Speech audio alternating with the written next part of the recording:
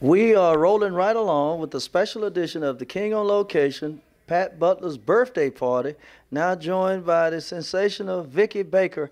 Tell us, first of all, Vickie, what was it like to make the trip to Houston today? Oh, fun, wild, Mm-hmm. kind of rushed, Yeah. but it was great. Well, the name is certainly no stranger to the recording industry. I was in Bastrop, Louisiana over the Labor Day weekend and heard you were on a show in Monroe, if I remember correctly. Correct. Mm-hmm. I'm from Shreveport, Louisiana. Mm-hmm. So, and I live in Vicksburg, Mississippi. Oh, So, very good town. yes. Little Milton area. Yeah.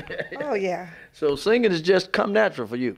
Well, my family sings. My dad was gospel singer, the quartets and all. He opened up for the Ballinaires and all those guys when they, came in, and he toured with his own group. So music is just, what I do is just my family. If your last name is Baker in Louisiana, Yeah. you probably sing. You probably sing. Yeah, you probably sing. The name Baker is certainly synonymous with singing. Yeah. But and I'm told you also spent some time doing some work with the legendary Ernie Johnson, EJ. Oh, my background for Ernie Johnson? Yeah, back in probably the 90s. I want to say early 90s. Yeah, I was just teasing him about going across the river, Yeah, right. And everything. I know. If you could put up with Ernie, you're a good one. But talk. I'm sorry. I background for Ernie first, and then I background for Willie Clayton with Pat Brown and I, and I background for Willie. Okay. Then I went on my own. Yes, well, that's good. Yes. Well, talk a little bit about Pat Butler. You're here to help her celebrate her birthday, and she's been involved with the R&B circuit, the Southern Soul circuit for quite some time. She's so sweet. I love genuine people. I don't do fake. I don't do fake. So she's so genuine, and we were just talking, and I said, I need to come hang with you for your birthday, and it's my birthday also. Oh, we share happy the same birthday. Yeah, we share the same day, October 3rd. So I said that would be a great time to hang with you a little bit. My mom passed away 3 days after my birthday when I turned 50. I'm telling my age. Edit that part. Okay, all right.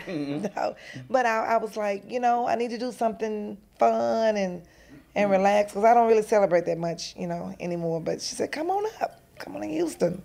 So here we are. Well, let me assure you, we are tickled pink to have you because the R&B Southern Soul circuit is not getting the airplay in Houston perhaps it should. And we're doing everything we can to try and change that through some sources that we have. But the internet has become a pretty good source for some of this music now. Yes, you're correct. You're correct. But, we have to do our part to keep it alive. You have to just think of different ways, just do different things and think of different ways to keep it alive. All I can say is just do it. Do what you do. We do what we do.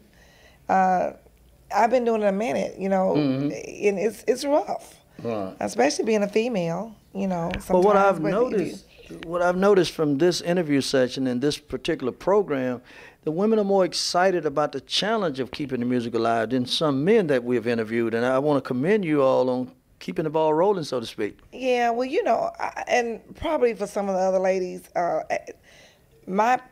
don't say problem, but I've always had my problem, I guess, of not being complacent. I don't like to, I step here, but it's never farther enough. So I'm trying to get where I need to go, So it's all about the passion for me.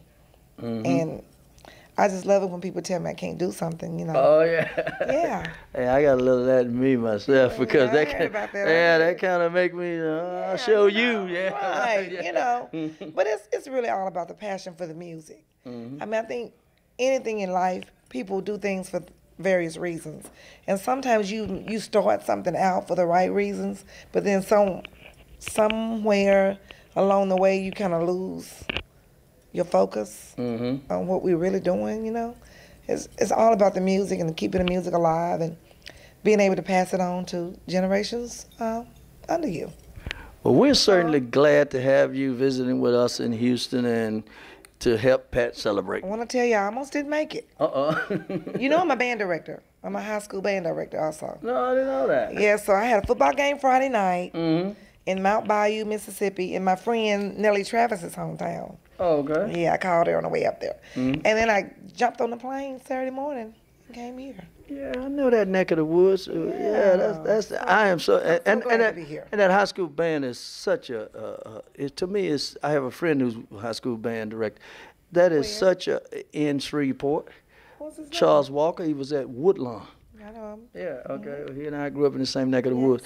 But you know, the funny thing about that is band directors are in such a good position to teach music because teach and to teach by, and like I can tell my students, my obligation in life is not to just teach you quarter notes, eighth notes, whole notes, half notes.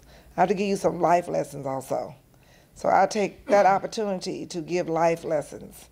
And I tell you, I've been doing it a long time. I'm not going to tell you how long. okay. But I have doctors and lawyers and everybody else that I've taught.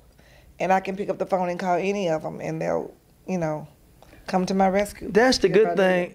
That's the good thing about band directors. We personally have one here in Houston that passed away 3 years ago, had been at Booker T. Washington for 56 years. Oh my God. And he had taught Ronnie Laws and What's some his name? Pop Bigsby. He had been there for 50. He was the first guy that created the twin majorettes, the twin drum majors. Drum majors, yeah. yeah. I know y'all kind of. I was drum major too in Oh, high yeah, school. you know a little bit about that. Then. Yeah, a little bit. You know, I went to Mississippi Valley. Well, you And sure Ole enough Miss. know about it then. Ole Miss. Mississippi Valley. And Ole Miss, Yeah, yes. well, matter of fact, believe it or not, Charles Walker, the guy I was telling you about in Shreveport, that's where he went to school. I know. I told you. And Right. a lot of other guys, great musicians in Shreveport. Dorsey Somerville. My band director at Valley, Leonard Trammell, he was from Shreveport, right off of Hearn Avenue. It is So, truly amazing how small the world yeah. is. And see, I went to Valley during the Jerry Rice times. Okay. So, we had it clicking. Hey, it's you know. amazing how small the world is. I started writing when I did the first story on Jerry Rice. You did. Yes, when he came to Houston, whooped up on TSU. Yeah, I know. I was in the band. Right, I was in the band that year. Oh, yeah. Well, you were there that night that he caught the 55-yard pass. I Willie was Towson there. threw it to I him, was and he was sitting down when he caught was it. there. It's amazing how small the world is. But Vickie, we want to thank you for coming to share with Pat, and we look forward to staying in touch. That's why we connecting with everybody, Yes. and we hope to get you all back down there to put on one heck of a show. We need to do that. And thank you and the crew, for keeping it alive also. It takes a village. We need everybody. So Right. thank you so much. Well, the children that work under you are truly blessed. That's going to do it for a special edition of Pat Butler's birthday party from the Hilton, or shall I say the Holiday Inn in Houston, Texas, a special edition of A King on Location.